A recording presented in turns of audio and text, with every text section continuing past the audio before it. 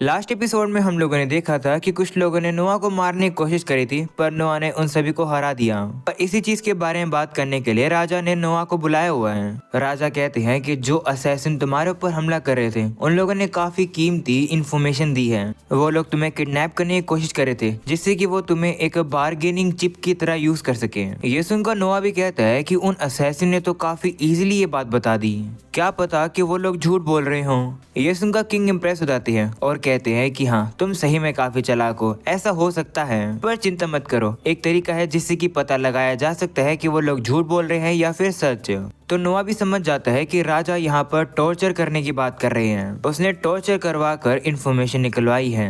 इसके बाद अब राजा फिर से उसकी तारीफ करते हैं और कहते हैं कि अगर वो लोग तुम्हें किडनैप कर लेते तो मुझे एक काफी डिफिकल्ट चॉइस लेनी पड़ती, और तुमने दुश्मनों के हॉर्सेस को ही सीधा अपना शिकार बनाया। ये आइडिया सही में कमाल का था। ये सुनकर नोआ भी हैरान हो जाता है, क्योंकि उसने हॉर्सेस के खाने को खरीदने का ऑर्डर सिर्फ अभी थोड़ी देर पहले ही दिया है, पर राजा तक तो ये बात इतनी जल्दी पहुंच गई। राजा अब कहते हैं कि ये आइडिया कोई भी निकाल सकता था, जिसमें हॉर्सेस का खाना हम लोग को खरीदना था। इनफैक्ट जो एल्बर्ट है, यानी कि जो क्राउन प्रिंस है, उसने ये आइडिया दिया था कि वो सारे रिबेलियंस को ही भूखा मार देगा, पर तुमने ये रियलाइज कर दिया कि अगर हम लोग ऐसा करते तो वो लोग हमारे ही लोगों के ऊपर हमला करते खाने के लिए, इसलिए तुमने उनके घोड़ों को भूखा मरने का ऑप्शन चुना। ऐसा तुमने अपने खुद के पैसों का यूज करके किया। तुम्हारे आइडियाज और तुम्हारे एक्शन लेने की एबिलिटीज सही में काफी कमाल की है नोआ, ऐसा करना आसान बात नहीं है। किंग अब इतने ज्यादा इंप्रेस हो जाते हैं कि वो उसे कहते हैं कि इस काम के लिए मैं तुम्हें एक रिवॉर्ड दूंगा। वो अब थोड़ा सोचते हैं और कहते हैं कि ठीक है, मैं तुम्हारे क्रेस्ट के ऊपर एक और स्वॉर्ड का एडिशन कर दूंगा।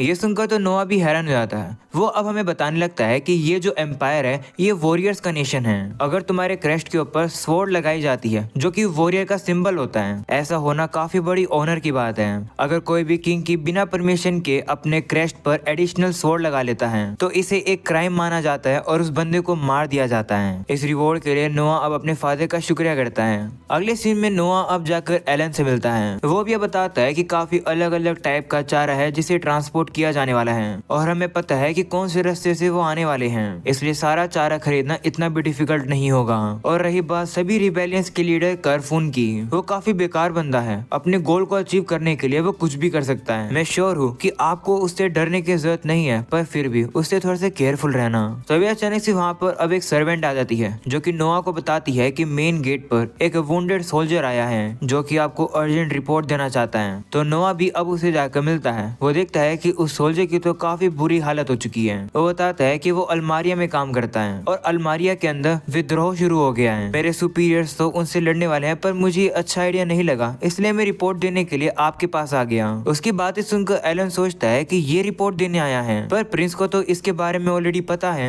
वही नोआ अब सोल्जर को बताता नहीं है कि मुझे ये ऑलरेडी पता है। वो तो बस उसे कहता है कि शुक्रिया मुझे ये इन्फॉर्मेशन देने के लिए। ऐसा बोलने के बाद वो अपने सर्वेंट से कहता है कि इसे हील करो और रिवॉर्ड में इसे 1000 रियान देना। ऐसा बोलकर नोआ वहाँ से चला जाता है। वहीं ये देखकर एलन काफी हैरान हो जाता है। वो अब नोआ से कहता है कि आपको तो इस रिपोर्ट के बारे में ऑलरेडी पता ही था, तो फिर भी आपने इसे रिवॉर्ड क्यों दिया? तो नोआ कहता है कि हाँ, मुझे ऑलरेडी पता है कि क्या चल रहा है, पर फिर भी ये सोल्जर मेरे लिए इतना लॉयल है कि खतरा उठाकर भी वो मुझे इन्फॉर्मेशन देने आया है। इस वजह से ये एक रिवॉर्ड डिजर्व करता है। वहीं हम लोग अब देखते हैं कि नोआ के सर्वेंट तो अब उस सोल्जर को फर्स्ट एड देना शुरू भी कर देती है। अगले सीन में नोआ अपने रूम में होता है, तभी जोए उसके पास आती है जो कि काफी परेशान सी लग रही है। इससे पहले कि वो कुछ बता सके वो अब नीचे गिर जाती है। तो नोआ भी अब उससे पूछने लगता है कि क्या हुआ, जिस पर अब वो एक पैसे की पोटली पकड़ा देती है जिसके अंदर 500 रियान है। जोए कहती है कि किसी ने मुझे ये दिया है, पर पता नहीं किसने।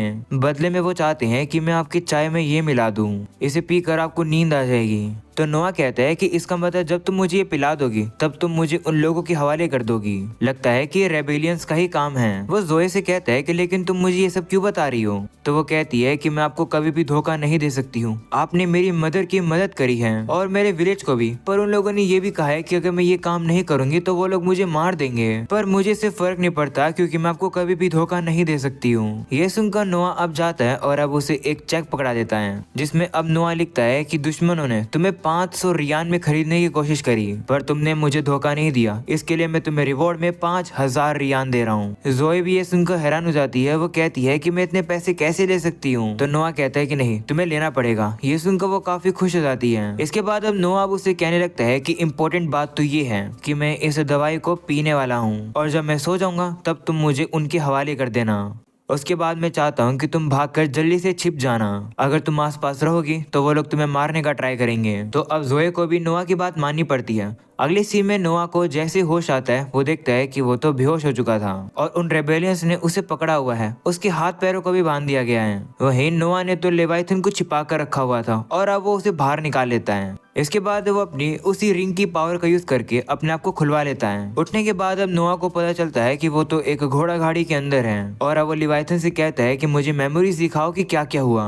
तो लिवाइथन भी अब उसे मेमोरी दिखाती है कि जब चाय पीने के बाद नोआ सो गया था तो वो रिबेलियंस जल्दी से आकर उसे किडनैप कर लेते हैं। वहीं जोए तो वहां से भाग जाती है, पर उन लोगों को इस बात से कोई भी फर्क नहीं पड़ता है। वो लोग तो नोआ को बांधकर अब सीधा घोड़ा गाड़ी में ले जाते हैं। सीन अब वापस से प्रेजेंट का आता है। नोआ अब कहता है कि अब मुझे सारी सिचुएशन समझ में आ गई है। ऐसा बोलकर अब वो उनके सामने खड़ा हो जाता है। ये देखकर वो लोग भी शॉक हो जाते हैं और कहते हैं कि आखिर इसकी रस्सी किसने खोली। वहीं नोआ उनका कोई भी रिप्लाई नहीं करता है। वो सीधा आकर अब एक बंदे के ऊपर हमला करके उसे मार देता है। ये देखकर अब नोआ भी कहता है कि मैं सोच रहा था कि तुम लोगों से मुझे कोई काम की इन्फॉर्मेशन मिल जाएगी, पर लगता है कि तुम सभी लोग यूजलेस हो। ये सुनकर वो लोग भी अब गुस्से में आ जाते हैं और अब वो नोआ के ऊपर हमला करते हैं। लेकिन नोआ तो अब उनके सारे हमलों से बच रहा होता है और एक एक करके वो सभी को मार रहा होता है। सभी को हराने के बाद नोआ अब देखता है कि जोए वहाँ पर कुछ गार्ड्स को लेकर आ गई है। वो भी अब नोआ को सेफ देखकर खुश रहती है और कहती है कि माफ करना, मुझे पता है कि आपने मुझे छिपने के लिए कहा था, पर मुझे आपकी चिंता हो रही थी तो मैं आपको बचाने आई, लेकिन लगता है कि इसकी जरूरत ही नहीं है।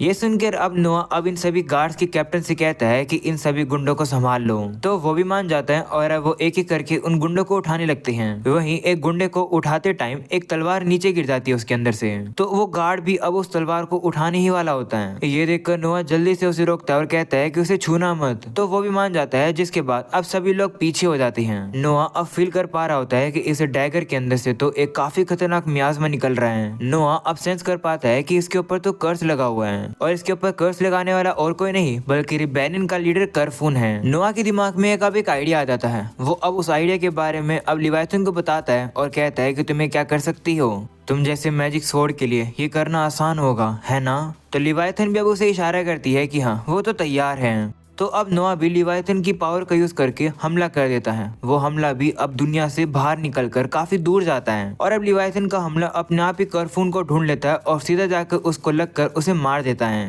मतलब वाह भाई वाह, कमाल ही कर दिया। नोआ ने तो भाई डेथ नोट के कीरा को भी हरा दिया। एनीवेज अब हम लोग को अब अगले दिन का सीन दिखाया जाता है जहाँ पर किंग अब नोआ की फिर से तारीफ करते हैं और कहते हैं कि कल रात रेबेलियन के लीडर को तुमने हमला करके मार दिया। वो हमला उसे अचानक से लगा, उसे रिएक्ट करने का मौका भी नहीं मिला। तो नोआ भी कहता है कि हाँ उसने लिवाइथन का यूज करके उस हेटेड का पीछा करा और हमला करके उसे मार दिया।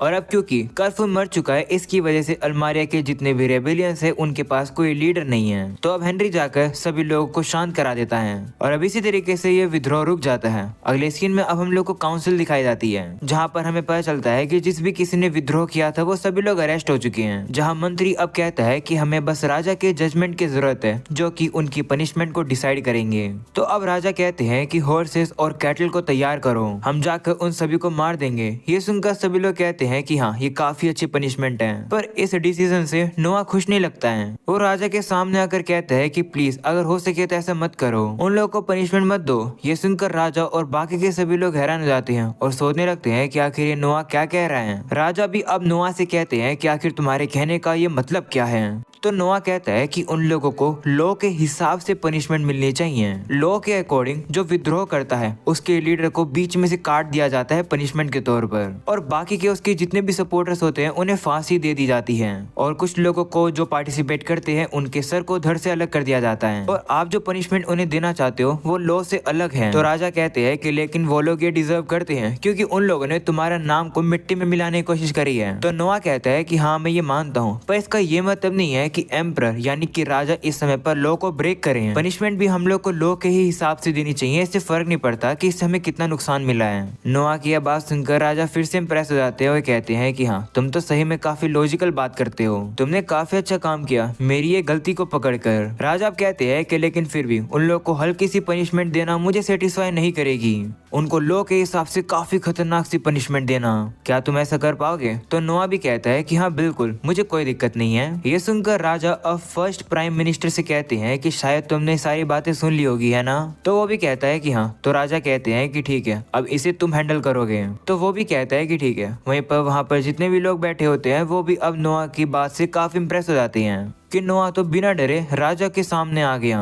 वो सही में कमाल का है। वहीं राजा भी इम्प्रेस होकर नोआ के पास आ जाते हैं और कहते हैं कि तुमने मुझे गलती करने से रोक दिया, अगर तुम मुझे रोकते नहीं तो हिस्ट्री में मेरा बुरा नाम बन जाता। इस काम के लिए मैं तुम्हें एक रिवॉर्ड दूंगा, रिवॉर्ड के तौर पर मैं तुम्हें एक टाइटल दूंगा। मेरे सभी बच्चों में से सबसे कमाल के बच्चे तुम हो, सबसे टैलेंटेड भी, तुम काफी समझदार हो और चालाक भी हो, इसलिए मैं तुम्हें टाइटल दे रहा हूँ वाइज का, यानी कि समझदार का। ये सुनकर सभी लोग हैरान हो जाते हैं कि प्रिंस नोआ को एक टाइटल मिला है, क्योंकि आज से पहले ऐसा कभी भी नहीं हुआ है। नोआ भी खुश होकर किंग का शुक्रिया करता है। वहीं किंग अब उसे कहने लगते हैं कि काश तुम्हारा जन्म पहले हुआ होता तो क्राउन प्रिंस तुम बनते। ये सुनकर तो सभी लोग फिर से नोआ से इम्प्रेस हो जाते हैं, क्योंकि राजा के लिए ये बात बोलना काफी बड़ी बात है नोआ के लिए, ये एक काफी बड़ी ऑनर की बात है। इसके बाद राजा अब नोआ से कहते हैं कि नाइट सिलेक्शन एग्जाम काफी जल्द होने वाला है, क्या तुमने डिसाइड कर लिया है कि उसमें तुम कैसे जज करोगे? तो नोआ भी कहता है कि हाँ, मेरे पास एक प्लान है, क्या मैं आपको दिखा सकता हूँ? तो राजा भी मान जाते हैं। अगले सीन में नोआ अब एक कुर्सी पर बैठा होता है और अब उसके चारों ओर बंदे होते हैं जिनके हाथ में पानी की बाल्टी है। नोआ के इशारा करने पर वो लोग उसके ऊपर पानी फेंक देते हैं, पर अब नोआ की शील्ड ऑटोमेटिकली एक्टिवेट होकर उसे पानी से बचा लेती है। इसके बाद अब नोआ अब राजा से कहता है कि आपने ये देख ही लिया होगा, तो नाइट सिलेक्शन एग्जाम में मैं ऐसा ही करने वाला हूँ, मतलब मैं पार्टिसिपेंट्स को कहूंगा कि वो मेरे ऊपर हमला करें और उन लोग के अटैक जितना मेरे क्लोज पहुंचेंगे उसके बेस पर मैं उन लोग को जज करूंगा। ये सुनकर किंग भी इम्प्रेस होते हुए कहते हैं कि ये तो काफी अच्छा आइडिया है, इससे तुम जजमेंट प्रोसेस को काफी इजीली कर पाओगे, लेकिन ये खतरनाक भी है। अगर कोई इतना ताकतवर हुआ कि उसने तुम्हारी शील्ड को तोड़ दिया तब तुम्हारी जान खतरे में आ जाएगी।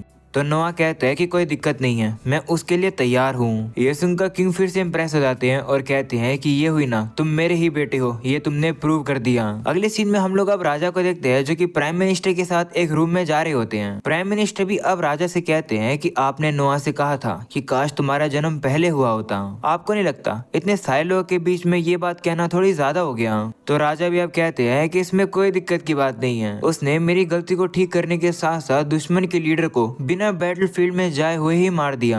इससे ये भी प्रूव होता है कि नोआ के पास जो मैजिक स्वॉर्ड है वो काफी खतरनाक है। ऐसा बोलने के बाद वो लोग एक कॉफिन के पास आ जाते हैं जिसमें कोई चीज रखी हुई है। राजा अब क्रूज नाम के बंदे को बुलाते हैं और कहते हैं कि इसे बाहर निकालो। तो वो बंदा भी कहता है ठीक है। वहीं राजा अब कहते हैं कि कहानियों की माने तो कहा गया है कि जो लिवायथन की असली सील है उसे कभी भी नहीं तोड़ना चाहिए, पर मुझे लगता है कि नोआ इसे हैंडल कर पाएगा, यानी कि राजा लिवायथन की सील को तोड़ने वाले हैं, जिससे कि उसकी तलवार और भी पावरफुल हो जाएगी। और अब इसी के साथ ये एपिसोड यहीं खत्म हो जाता है। अगर तुम्हें ये एपिसोड पसंद हो तो वीडियो को लाइक करके चैनल को सब्सक्राइब कर देना। मैं मिलूंगा तुम लोगों से नेक्स्ट वीडियो में, तब तक के लिए पीस आउट।